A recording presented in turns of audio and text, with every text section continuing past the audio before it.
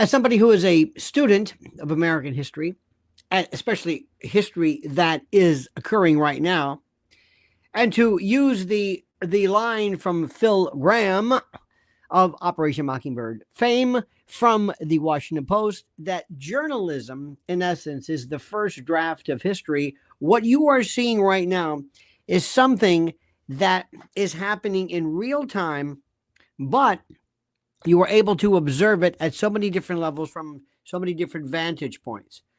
You are seeing a restructuring of the world before your eyes drastically.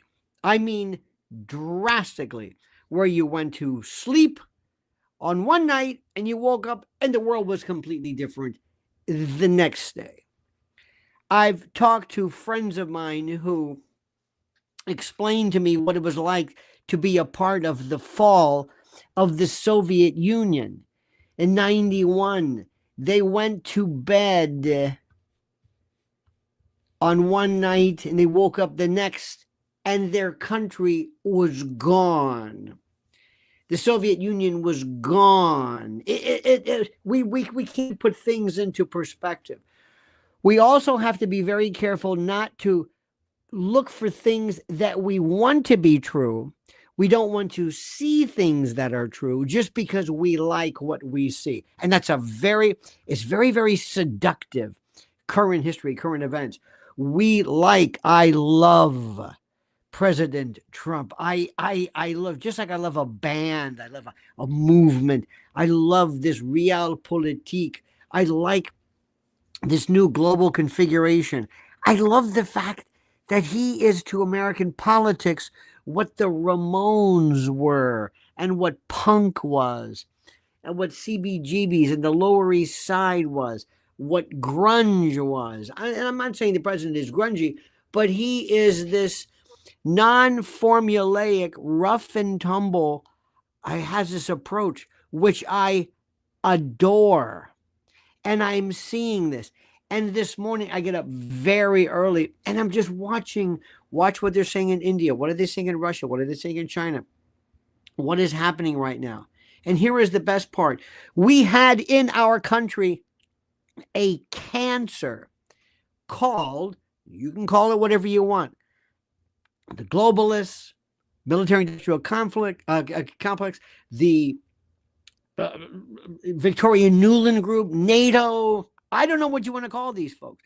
Blinken, this group of folks that wrested control of our country and ran policy, alienating the world, making trillions of dollars, reallocating wealth.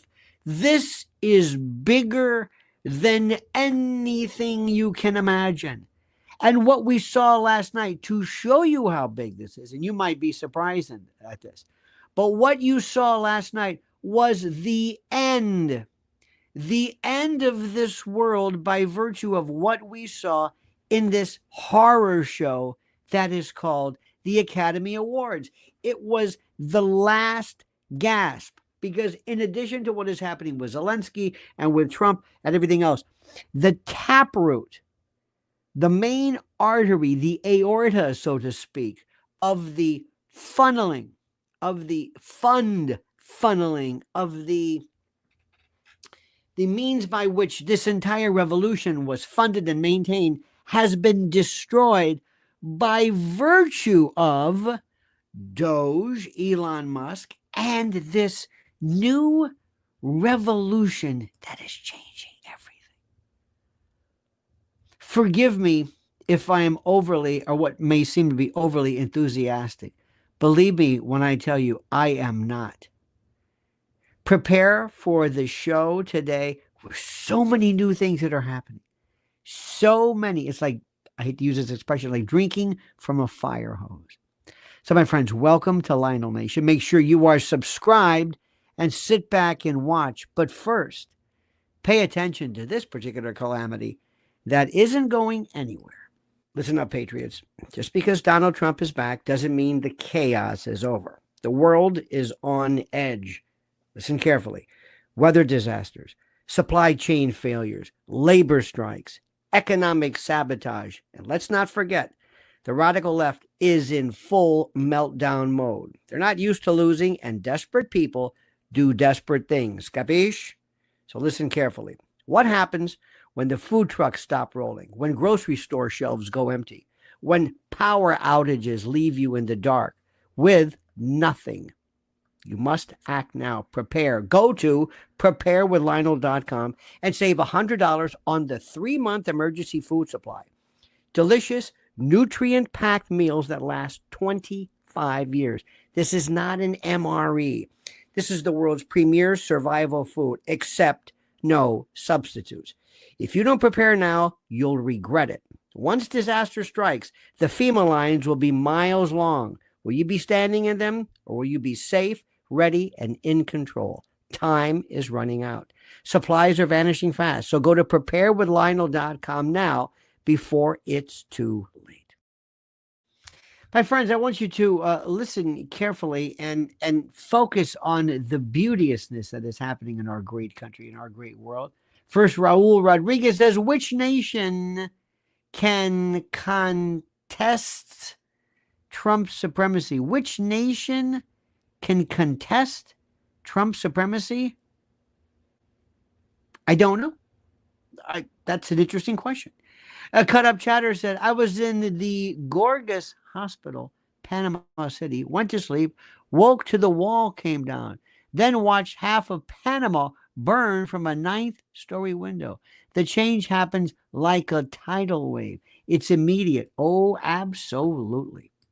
And you have to know when there is a change, and you have to know what to pay attention to. It is glorious, my friend. Glorious beyond anything that I can put into words. Beyond anything. This is something that I sort of, to be honest with you, I kind of gave up on. I didn't think anything would change. I thought we would figure out ways to maybe make incremental changes, little momentary little changes. But my friends, I am here to tell you that the fallout from Zelensky's disastrous meeting with Trump is still being felt. It's bigger, and they're trying everything in their power to change the subject. It's left the Ukrainian leader scrambling to salvage his dwindling, non-existent credibility as the United States signals it is done bankrolling his war. And what should have been a diplomatic win turned into a complete and total humiliation, exposing Zelensky's weak position and his utter inability to adapt to the changing reality of American foreign policy. Not only that, being blown away on toot didn't help either. Lewev says you can't be king of the world and Putin's main appeaser at the same time. Putin's main appeaser. I don't know what that means, but I would say, I guess that makes sense. Nobody's talking about being an appeaser. The first thing that you must understand is we must remove this artificial demonization of Russia and Putin. I don't know what this is. I don't know. If you do not look at him and Russia correctly, you're going to hurt yourself ultimately. There is nothing about him that he didn't tell us. This is what I'm going to do. If. Let me see if I can explain this. There are very few despotic rulers in the world that give you conditions to what they do. They just don't. I don't want to bring up Hitler, but he didn't warn anybody. Remember the Gleiwitz incident, this false flag with the radio station in Poland? It just came in. Vladimir Putin, has anybody listened to anything he has ever said? Or not only that, his predecessor, we set Russia up for this. Since day one, this morning I spent so much time listening to some great lectures on George Kennan. George Kennan was the father of the Cold War, the father of containment. He kept changing his mind And one of the things that George Kennan, he is incredible. One of the things he did, he was a Sovietologist, he was a Russian expert, he spoke the language. If you want to understand Russia, if that is your focus, if you believe that this is the manifestation of some evil whatever, that you have to spend time studying Russia. I don't speak Russian. I don't understand their sensibilities, their history, a little bit. But if you really want to do it, you need to speak to experts. Nobody in the Biden administration were experts. Nobody cared about this at all. They wanted war. They wanted war because they wanted to sell war. NATO was a ruse. Remember, Lionel's rule: no Russia, no NATO. NATO doesn't exist without the fear of Russia. If there is no crime, you're not going to sell burglar alarms. It's that simple.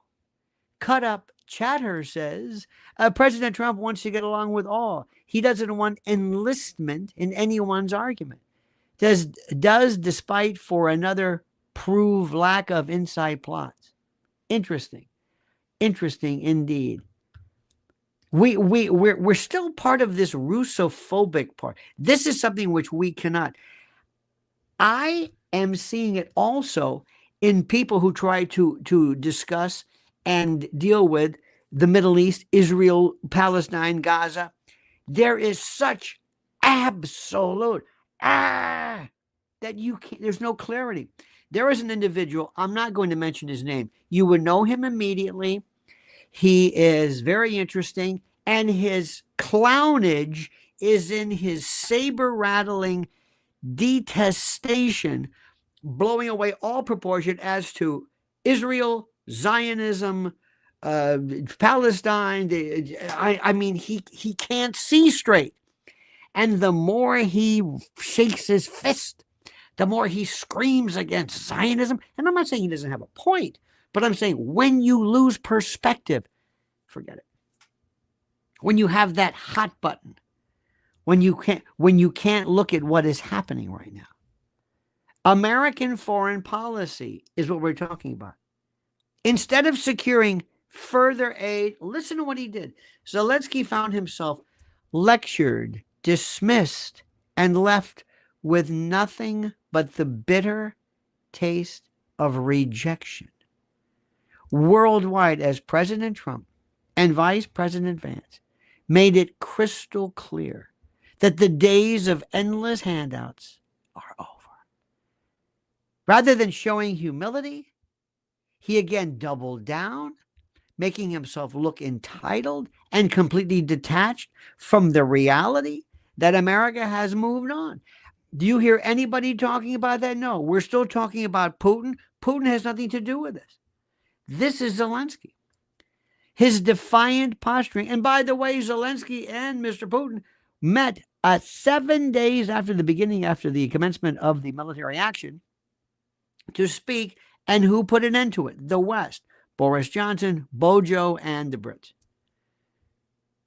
This chemically induced defiance, this posturing in London, only reinforced his desperation as he continued rejecting a ceasefire, demanding security guarantees that he has no leverage to secure. And Keir Starmer and others are looking at him and saying, you just don't get it, do you? But yet you want to talk about Putin? Putin's not even in the calculus of this. He is. The Financial Times has confirmed that Zelensky refuses to acknowledge reality, pushing back against peace itself, proving that his agenda has never been about negotiation, but about prolonging the conflict to maintain his power. The fact that he would label a ceasefire a failure makes it crystal clear to anybody paying attention that he sees this war as a personal lifeline, as a line of credit, than a national duty. Anybody talking about that? And meanwhile, the White House has made it also crystal clear that patience is gone, done, run out. Reports indicate that President Trump is now considering cutting off all defense aid to Ukraine entirely, a decision that would cripple Zelensky's war effort and shift the balance of power in Eastern Europe dramatically. Why is it our duty? Why is it our duty? Why are we even involved in this? Why? Why?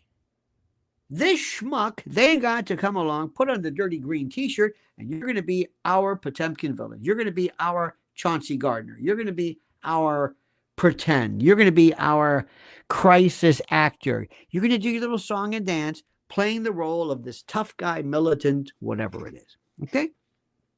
That's what this was about. And Putin and Russia, not just Putin, but Russia said, hey, you said you weren't going to move 1 inch eastward. Sorry. This is before Putin. Putin came along in 2000. This is before that. Nobody's talking about that. Why is this our problem? If you're stupid enough to engage a nuclear power, if you're on their border and you keep sticking your thumb in their eye, what are we supposed to do? Bail you out? And how you're supposed to convey that and not traverse, but transfer, if you will, and reconsider and recalculate that as Russian encroachment when he told you, this is our red line. Don't do this. Oh, no, I'm always, it never ceases to amaze me, maybe not with you, but I'm always reminding people of history because nobody knows about history. National Security Advisor Mike Waltz, not Tim, but Mike Waltz, that's Walls, but Mike Waltz, the last Waltz, didn't hold back in his assessment, explaining on Sunday that Trump was frustrated with Zelensky's arrogance and his refusal to change course. And Waltz also summed it up perfectly by saying, quote, enough is enough. The contrast between Trump's leadership and Biden's weak, open wallet foreign policy couldn't be clearer, ladies and gentlemen. Zelensky has been used to I guess he's been used to and he's been conditioned to and acclimated to the Biden doctrine of unlimited funding, unlimited weapons, and unlimited patience. He's never had to do. He just puts his hand up, okay, because you had Blinken and the rest of the group saying, "Here, we'll just help him out." And Biden was nothing, a vassal, an empty suit, a sock puppet, nothing. He failed to grasp that there is a new sheriff in town.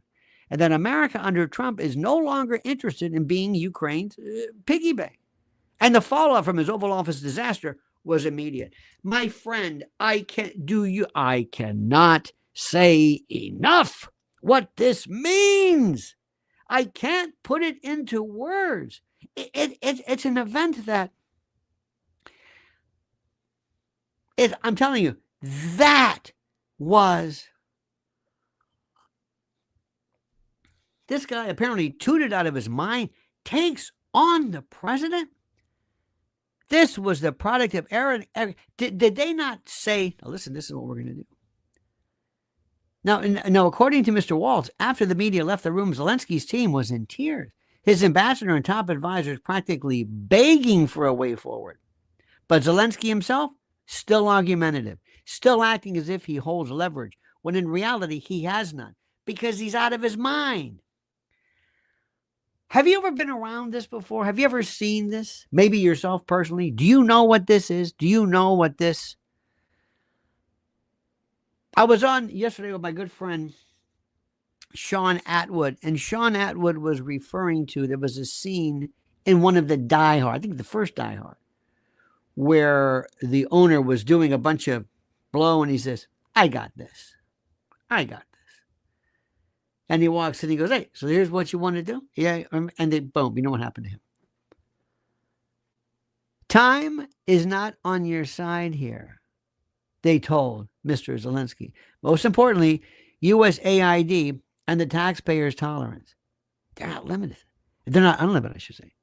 It was a wake-up call that Zelensky never saw coming.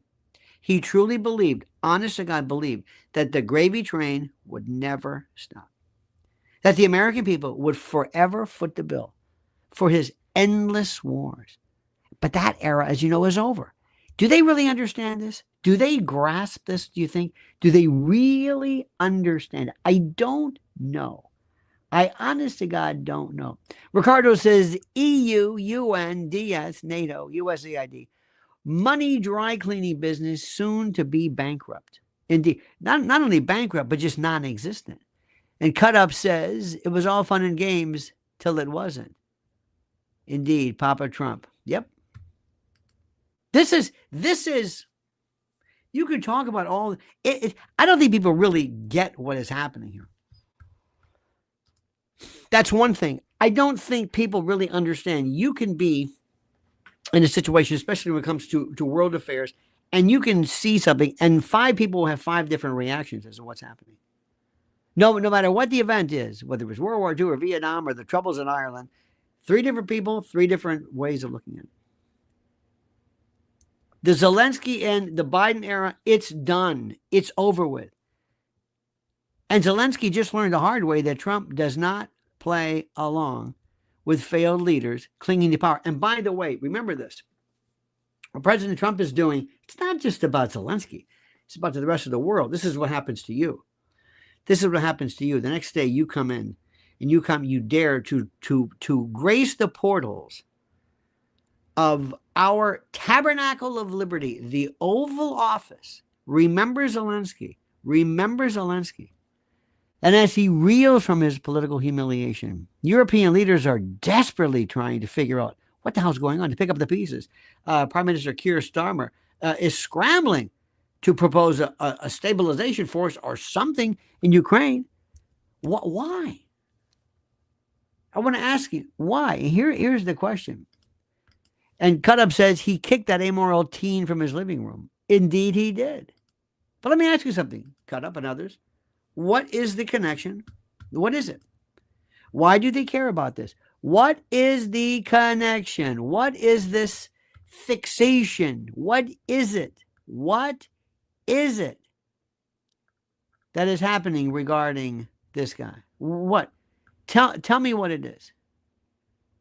Tell me what it is. Tell me what the connection is. Why is there this absolute steadfast adherence, this crazed lunacy as to protecting Zelensky? Why? What is it? What do they have? What is it? You got to ask this question.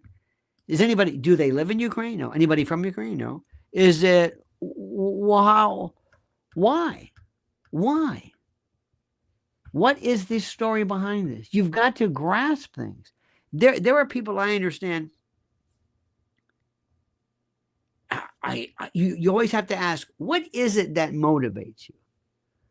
See, my problem has always been this. I don't understand how people lose their minds in terms of political ideology. I don't, and some people do. They just lose their minds. They really get, everything to them is a shoot. Everything is the real deal. Why is it? Why is it that they act like this? What is the story behind this? What is the connection? I have these, I give you an example. There are people who have these, some people feel like, well, they're Irish or they're Jewish or they're Israeli or they're Palestinians or they're Muslim or there's, and there's something that draws them in. What is it? What is this thing? I've never had a passionate connection to any particular world story if it doesn't really affect us. I mean, we can talk about the Basque separatists. We can talk about whatever it is, about the Afghan and Russian-Afghan war, whatever. But I never understood specifically what it was about these folks, what it was. Why is there this connection? What is this? And I don't understand it. I am looking at this because they're taking our money. Let me make this very, very simple. Our money, and they're giving it to everybody. A little bit of a slight timeout. I didn't watch anything. The good news about the Oscars is simply this. Demi Moore didn't get it. She was going to buy it. She didn't get it. That was the greatest. They don't even stick with their own people. They are so detached from reality. That's number one. Adrian Brody threw the gum or whatever. I heard about that. I don't know how important that is. Conan O'Brien. Listen to what I'm saying. take a good look at what's happening.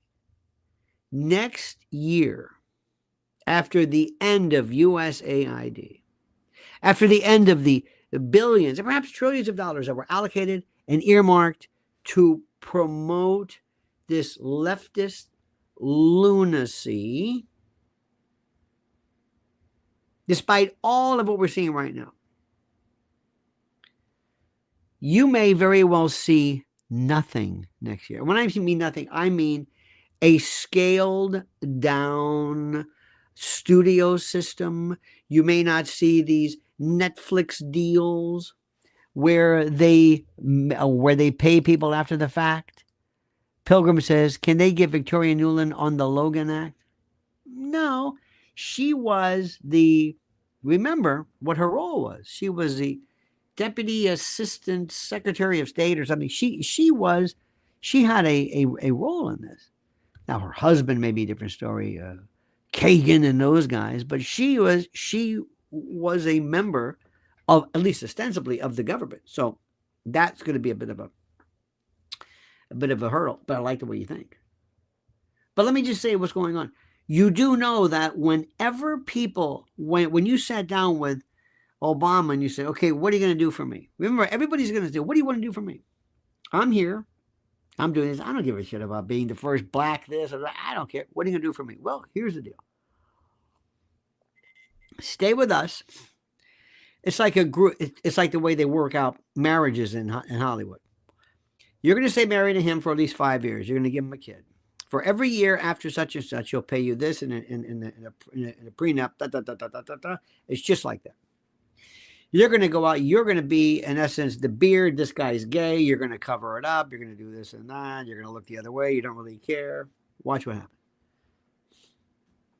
Watch what happens. The world of Hollywood. Watch what happens to Beyonce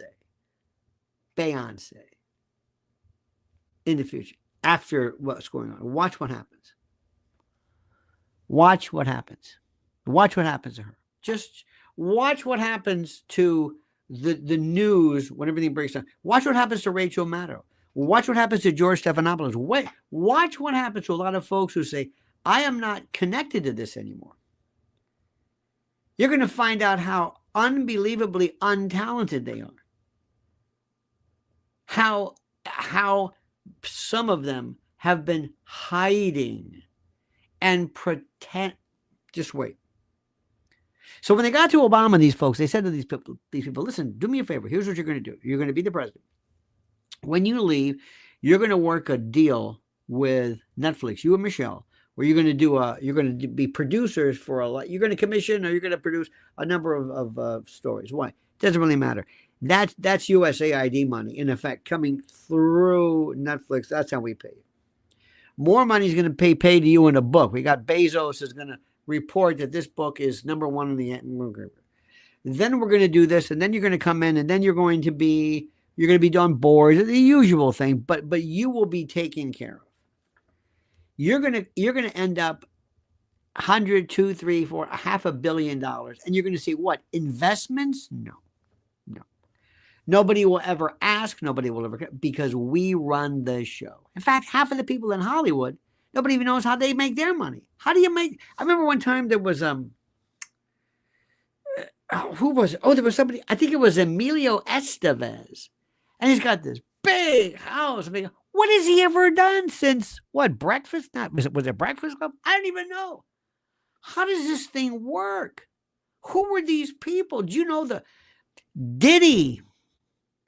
Do you know how many mortgages? Diddy owns nothing, but yet his family still, they're going out on this and the Rolls Royces, and where it's from this beautiful, it's like a cloud. It's like a perfect analogy. It's like the computer cloud. You just tap into this so long as you're a member of the club. Do me a favor, Daryl Hannah, say something about Trump. Okay, do this. Go up there. All right. Rob Reiner, got it. De Niro, got it. Keep this whirlwind.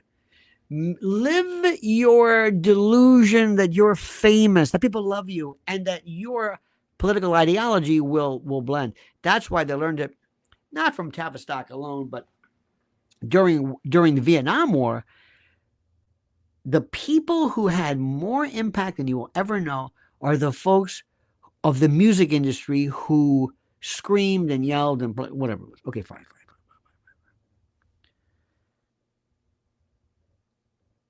This is so huge.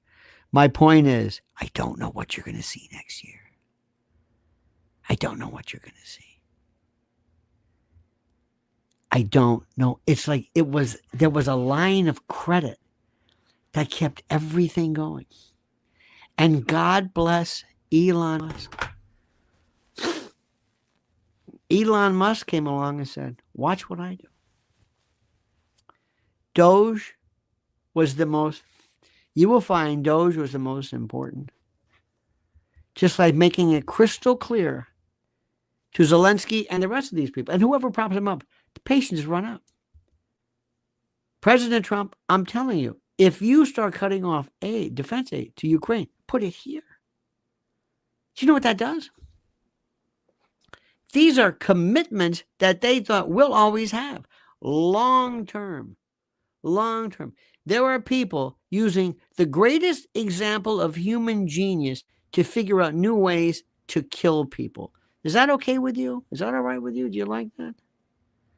And I know we love the military, and I know we have this kind of a fetish, and we love the military, and there's so many military shows on. We love this, but I'm telling you something right now. These people in the military are involved in one thing and one thing only: making instruments and training people to kill. To kill. That's all they do. Is there anything noble in that? No. Or you can say, oh no, we're defending our country. You're not defending me. Not one. There is not one name on the Vietnam Memorial. Not one name, or a Korean Memorial. World War II, we can argue. That's a different story. But nobody ensures nobody died in Vietnam to secure my ability to speak now. None. That myth ran too far. We have this fetish about the military. We love this. We just think it's great. We've got to have military, of course. But this? No. To kill people, we don't care about human life. We care more about dogs and cats. When I saw pictures of kids in Gaza, stacked up like cords of wood, with that gray doll-like look, just kind of like stacked in an ambulance. I'll never forget. And somebody said, well, that's what you get when you side with Hamas. I guess. I don't. And they don't. It's like, wow. The part of the life force, the part that makes us human, has been turned off completely. So the fact that you are crippling Zelensky in these war efforts, I think is fantastic. Am I a pacifist? No. Am I against amputation? No, if it's needed. War is rarely needed. Absolutely. It's the biggest show and con ever to make money. Do you think all these vaccines are needed? And by the way, did you hear this story? A little side note. Bobby Kennedy says, he was talking about the measles vaccine. And they said, is Bobby Kennedy changing his mind? And Bobby Kennedy said, again for the millionth time, I never said I was against vaccines. This is tested. At least he's saying. You see how nobody listens? See, nobody really hears. They hear what they want to hear. They kind of hear what they want to hear. And they get on some kind of I don't know what the word is. But the shift of power in Eastern Europe is dramatically changing. Remember what Walt said. Remember what he said. Trump was frustrated by Zelensky's arrogance and his refusal to change course.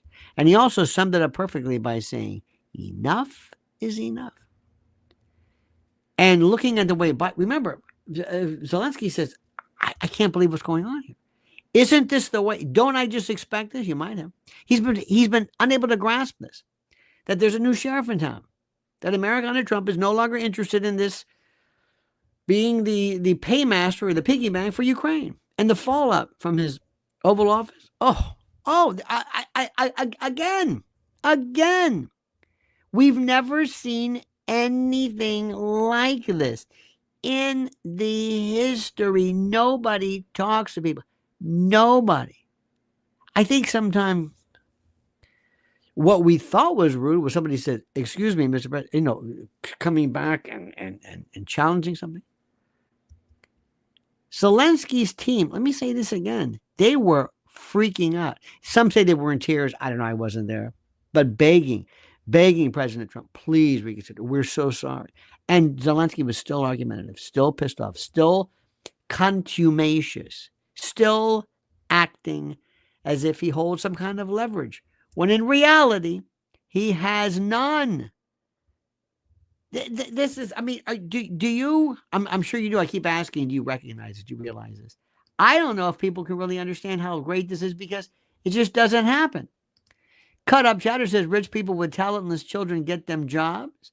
And don't think you're going to meet a machete in the alley and come out okay. Panama taught me a lot.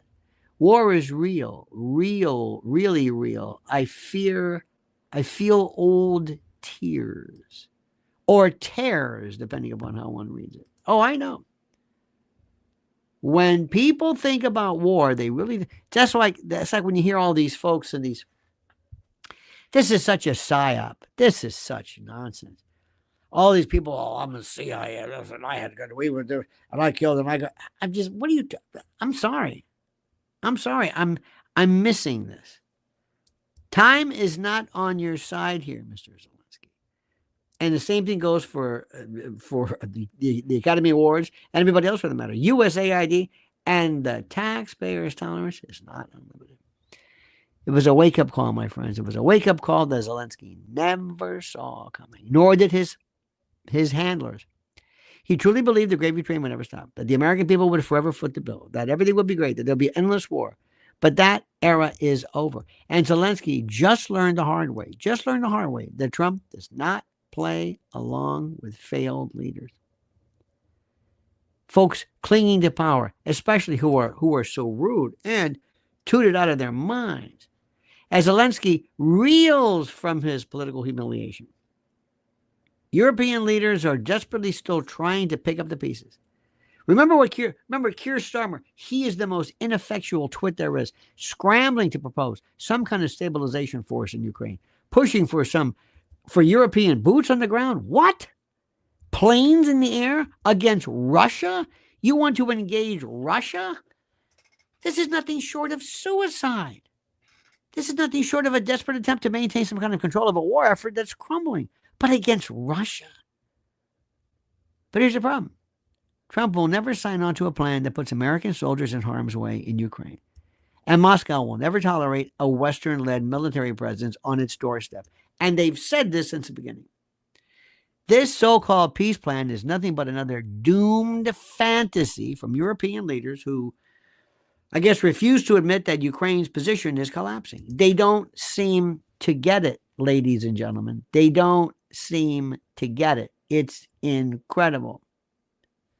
PD says, it was nice knowing you, Lionel. The UK is now at war. Thanks, Starmer. Yep. That's yours, my friend. Good luck for you. And my hopes and energy and your prayers for those incredible people. The idea that France and Britain or any other European nation can swoop in and salvage a situation is beyond laughable. Without American support, Ukraine is finished. And everyone, except Zelensky, seems to realize that. Even as he flailed and screamed and tried that posturing in London, refusing to accept the new geopolitical landscape, Trump's America First foreign policy was already reshaping the world order. And what's even better, the war in Ukraine has become a liability for Europe. And you know it and I know it. And with the United States stepping back, the pressure is on them to figure out an exit strategy without expecting America to pick up the tab. Zelensky actually thought he could manipulate Trump into continuing Biden's failed policy. I think he really did. I think he really thought this. But he learned the hard way that Trump is not Biden. Goes without saying. Now the world is watching as the one celebrated hero of Ukraine, this Generalissimo, is exposed as just another failed leader who doesn't know when to quit. His days in power are numbered, and the radical left, the deep state, and the military-industrial complex, the war profiteers, are beginning to realize finally that their golden boy has run out of moves. Never had any moves. But not only that, at least he could pretend to be admirable, to at least not go in and piss people off. When he had, I never bought it. But when you've lost Lindsey Graham, Lindsey Graham, that twit. Talk about that Janus-faced Gomer. My God. Peace is coming, my friends, but not on Zelensky's terms. Presidents Trump and Putin are making it happen, and the world is shifting into a new era. Do you know what I'm saying? And they are blinking, thinking, oh no, rapprochement, some type of a détente. This is the most incredible thing in the world. Stand by for 1 second. I hope, please do not miss this moment. Do not miss the significance of this moment. But first, this word. Listen to me.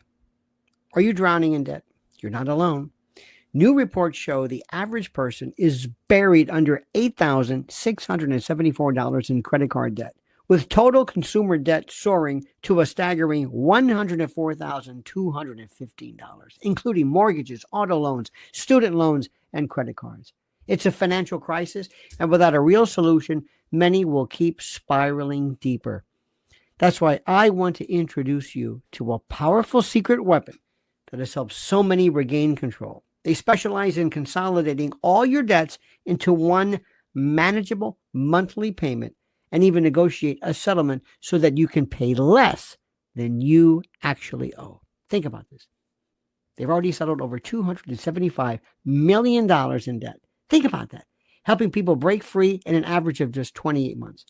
I've personally recommended their services to friends and clients who needed a way out, and now I'm bringing it straight to you, my loyal Lionel Nation family. So don't wait. Book a free consultation today, right now, at NoDebtWithLionel.com. That's NoDebtWithLionel.com. The link is right under the title here.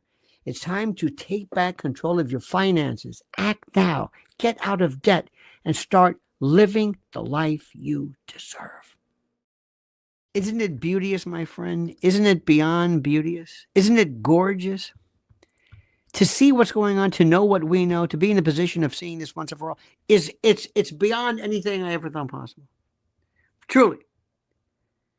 Zelensky thought we were just schmucks, that we would sit there and never end with this being the ATM for this, folks. And this was exactly what was going on. And Biden and everybody just kept doing it. And now you know why the left, the radical left, through the leftist media, now you know why they were the ones playing along with this as well. Because they were getting paid through USAID.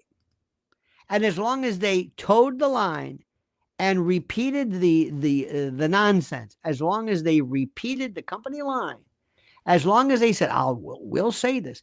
Now you understand why people like Rachel Maddow, all of a sudden, this radical leftist, was pushing for like war with Syria. Remember that one? And people were saying, Syria? What is the matter with? Why is it? What? Now you understand.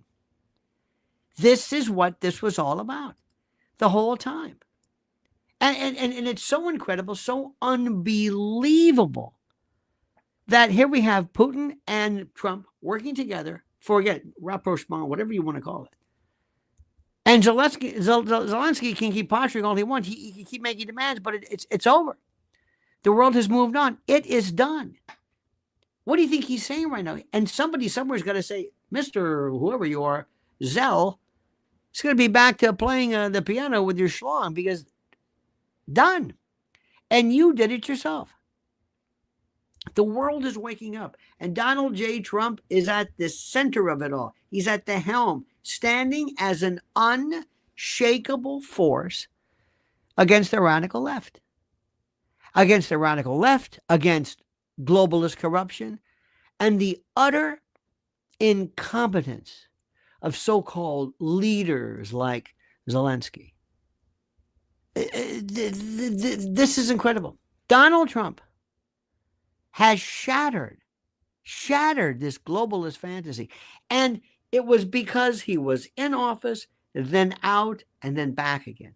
And what they tried to do to him made him more resolute, more determined than ever.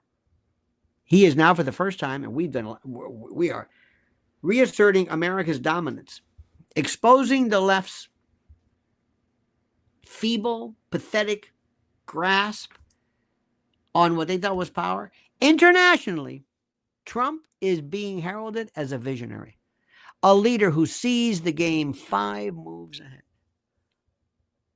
leaving the establishment Democrats scrambling, panicked, and completely powerless in the face of what really amounts to his unrelenting momentum. No. The radical left, these folks, the ghoul, the shadow government, the deep state, they have no strategy, no counter argument.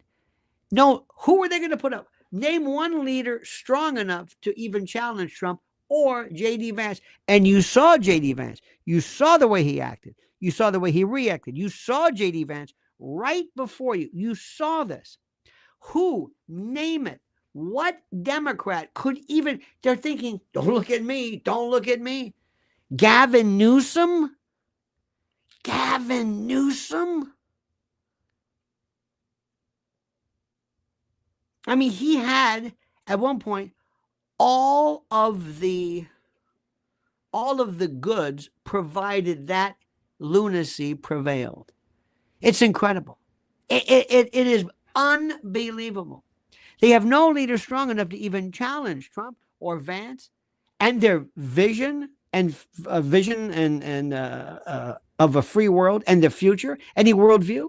Instead, these stupid bastards have removed themselves and deluded themselves into thinking about things like pronouns and obsessing over transgender activism while Trump reshapes the global order with Putin and with China ultimately. They're worried about pronouns. The pronoun, when you see somebody still with an email coming to you that says his, her, whatever, you will know this is the Japanese equivalent of the fellow, not Hirohito or I forget the name of the Japanese lieutenant who refused to admit the war was over. They had to personally go and personally relieve him of his duty. He didn't know the war was over. They didn't know. They don't know the war. They don't even know what the war is. Trump is reshaping the global order.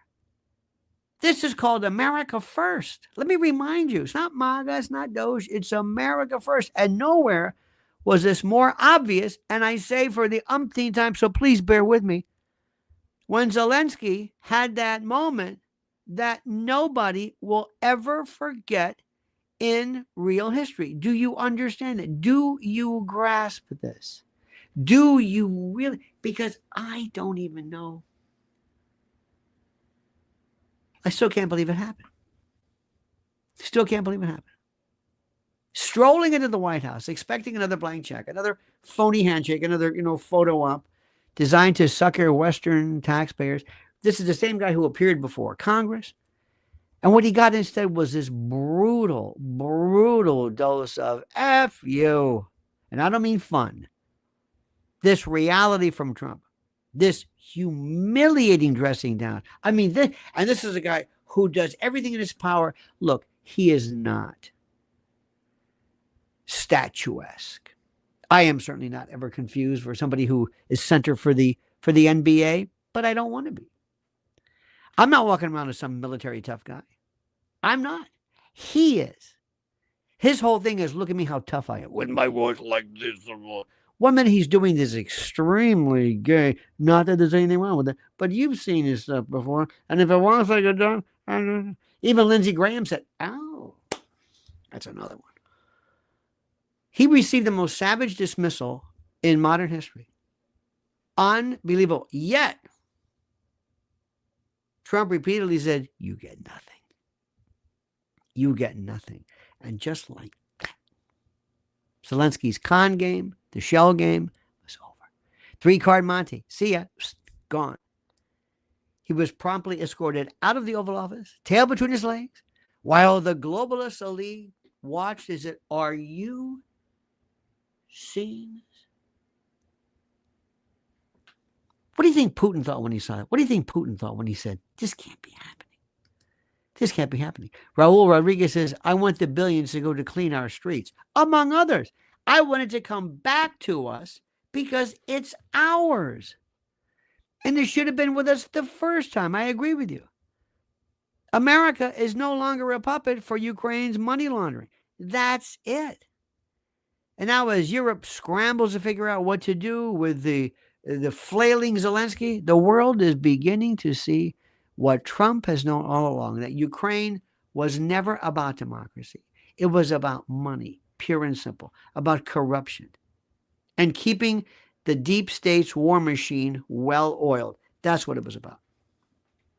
Trump cutting Zelensky off has shaken the global order in ways that, again, they're meeting and they're pretending, and I'm telling you, you could have EU and this, all these people talking, but they're thinking, oh my God, it's over. Good luck. Good luck. And with that will come peace. Peace through the further refusal to promote this nonsense. And with every day that passes, my friend, the hero of democracy, this guy, looks more and more like a court jester, like an idiot who overstayed his welcome, who frankly has no business pretending to be this generalissimo. And meanwhile, in the economic battlefield, another devastating blow to the radical left is unfolding, and it's coming from none other than Elon Musk and the unstoppable rise of a word that I love, Doge. Doge. The Democrats hate him. Hate him for one simple reason. He refuses to play by the rules. And they thought he was one of them. He thought, well, he's obviously a cool guy. Because, we're selling about, no, he's not. No, he's not. Absolutely not. Our good friend Cynism says, any money recouped needs to go to pay off the national debt, among other things. Absolutely. But also to pay off our infrastructure, my friend. Our infrastructure. Andrew Hessing says, Trump is like Elvis of the 50s. They banned him, calling him the N-word, banning shows, police filming him. Waist up. Most important, TV became affordable and brought him in our home. So correct. The transformation, the metamorphosis of the image of Donald Trump is also something that is just monumentally beautiful and beauteous. This guy was considered to be this boorish. They just mocked him. Have you noticed how even on SNL, the jokes don't work anymore? Because America loves this guy. We love a tough guy. We love somebody who's looking out for us. Absolutely. But the Democrats hate Musk. He won't play by their rules. Instead of kowtowing to this woke ideology, he's shaking up industry. And by the way, he's having kids and celebrating life and not abortion. He's celebrating kids and giving a lot. He's not playing their game. These sick bastards talk about abortion like it's a beautiful thing, like they're proud of it. He's shaking up industries. He's buying out corrupt leftist platform. You know how that works. Stripping away their monopoly and on speech and financial control. And then with Doge rising as a powerful alternative to centralized banking, Democrats are absolutely terrified that their financial empire will come crashing down, and it will. And the left has long relied on big tech overlords and USAID and deep state and police and intel state and shadow governments and globalist control of financial institutions, all of that stuff to manipulate economies. This is what they needed to fund radical activism, to keep everyday Americans trapped in a system that works against them, to promote all of the pronoun people and the drag queens and skewing everything from The show. Wait till you see the movies and the types of film that are going to be accepted now more than ever because of what's happening. Musk is ripping their system apart piece by piece. They have no way to stop it. You see, Trump's support of decentralized finance and economic nationalism means the Democrats' days of controlling financial power are numbered. If Doge and similar movements break through the establishment's grip, if that happens, the deep state money dries up overnight. That's why they're freaked. They're not panicked, they're freaked. It's not about financial stability, it's about power. And Trump knows this. And he's embracing the economic revolution. And you haven't even seen yet what Bobby Kennedy's going to do. You haven't even seen this.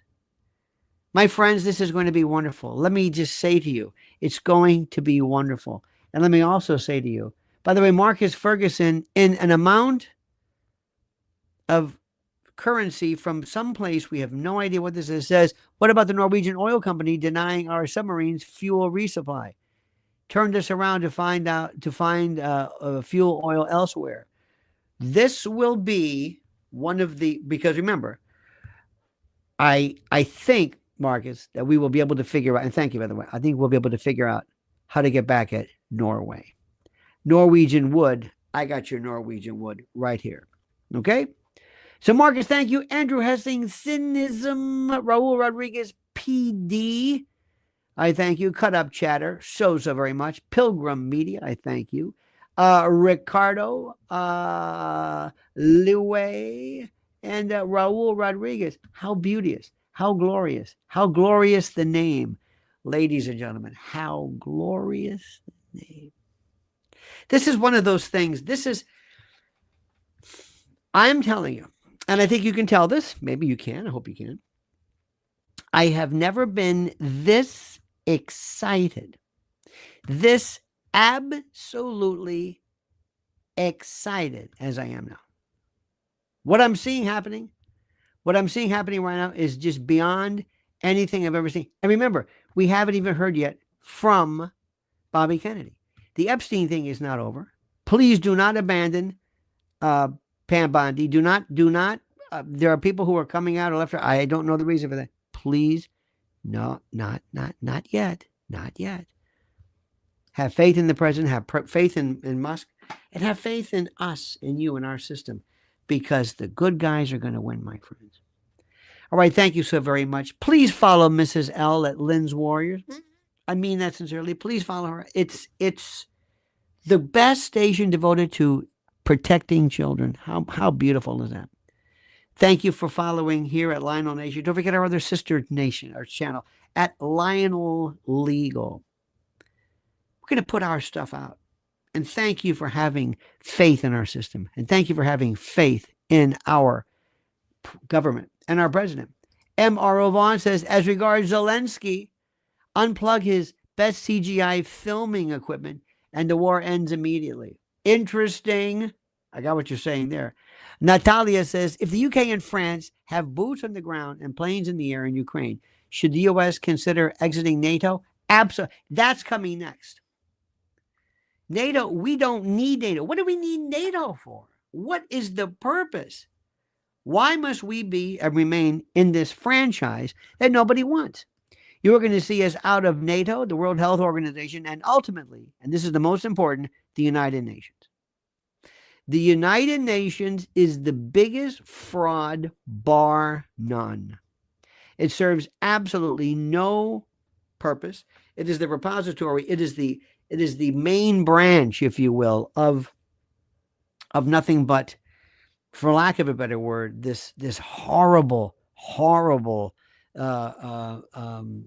the word?